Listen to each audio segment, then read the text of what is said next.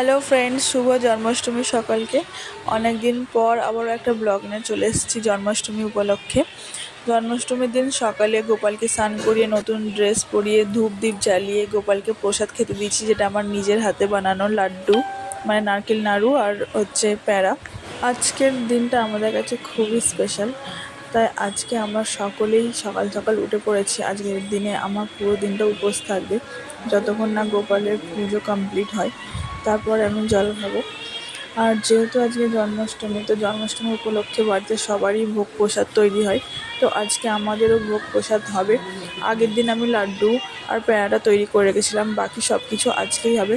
তার জন্য সব কিছু কাটাকুটি এসবগুলো আমরা স্টার্ট করে দেবো। আর গোপালের জন্মাষ্টমী পালন আমরা প্রত্যেক বছর রাত্রিবেলাতেই পালন করি, সেলিব্রেশন করি।